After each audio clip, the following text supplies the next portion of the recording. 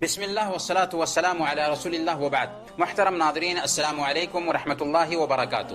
کیا آپ جانتے ہیں کہ ہماری شریعت ہمیں اس بات کا پابند کرتی ہے کہ ہم اپنی زبان کو بھی روزہ رکھوائیں؟ جی ہاں، زبان کو بھی روزہ رکھوانا ہمارے لیے ضروری ہے۔ سنن ترمذی کی روایت ہے، حضرت ابو سعید خدری رضی اللہ تعالی عنہ بیان فرماتے ہیں کہ اللہ کے نبی صلی اللہ علیہ وسلم نے ارشاد فرمایا، جب آدمی صبح کرتا ہے تو اس کے اعضاء زبان سے عاجزی کے ساتھ کہتے ہیں، اتق اللہ فینا، ہمارے معاملے میں اللہ سے ڈر، اس لیے کہ ہم تیرے ساتھ وابستہ ہیں۔ اگر تو ٹھیک رہے گی تو ہم بھی ٹھیک رہیں گے، اور اگر تو غلط روی اختیار کرے گی تو ہم بھی غلط روی اختیار کریں گے۔ جی ہاں، زبان اللہ کی بہت بڑی نعمت ہے، لیکن کب؟ جب کہ اس کا استعمال بھلائی کے کام میں ہو۔ اگر برائی کے کام میں زبان کا استعمال ہو رہا ہے تو یہ ہلاکت اور تباہی ہے۔ تبھی تو ہر صبح سارے اعضاء و جوارح، جسم کے سارے اعضاء و جوارح زبان سے کنٹرول میں رہنے کی گزارش کرتے ہیں۔ اس لیے ضروری ہے کہ ہم زبان کو روزہ رکھوائیں۔ زبان کا روزہ کیسے ہوگا؟ ہم اپنے بھائی کے پیٹھ پیچھے اس کے عیب کو بیان کرنے سے بچیں، یعنی غیبت کرنے سے بچیں۔ ظاہر میں اس کام میں ہمیں بہت مزہ آتا ہے، لیکن قرآن کہتا ہے کہ یہ اپنے مردہ بھائی کا گوشت کھانے کے جیسے ہے۔ کیا ہمارا بھائی جو ہمارے سامنے مر گیا ہو، اس کا گوشت نوچ نوچ کر ہم کھائیں گے؟ ظاہر ہے کہ نہیں۔ تو پھر دوسروں کی غیبت کرنے کی ہمارے اندر جرأت کیسے پیدا ہوتی ہے؟ تو جیسے ہم اپنے بھائی کا گوشت نوچ نوچ کر کھانے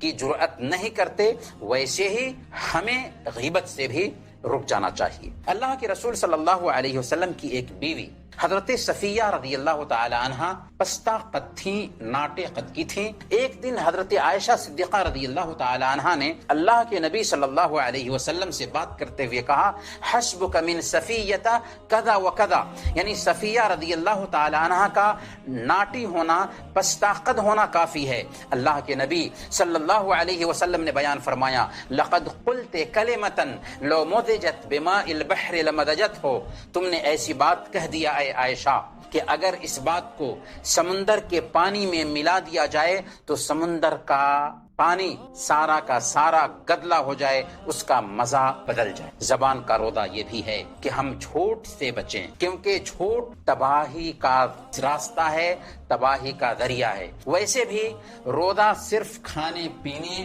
اور شہوت سے اپنے آپ کو روک لینے کا نام نہیں ہے۔ ہمارے حبیب نے بیان فرمایا، من لم يدع قول الزور والعمل به فليس لله حاجة في ان يدع طعامه وشرابه، جو کوئی جھوٹ بولنا اور اس پر عمل کرنا نہیں چھوڑتا، اللہ کو کوئی ضرورت نہیں کہ وہ کھانا پینا ترک کر دے۔ کیا ضرورت ہے کھانا پینا چھوڑنے کی اگر وہ جھوٹ بولنا اور جھوٹ پر عمل کرنا ترک نہیں کرتا ہے؟ صحیح بخاری اور مسلم کی روایت کے مطابق اللہ کے نبی صلی اللہ علیہ وسلم نے یہ بھی بیان فرمایا کہ جب تم میں سے کوئی آدمی روزے کی حالت میں ہو تو اس دن کوئی فحش بات نہ کرے اور شور ہنگامہ نہ کرے۔ اگر کوئی اسے گالی دے یا جھگڑا کرے تو کہہ دے انی صائم، کہ میں روزے سے ہوں۔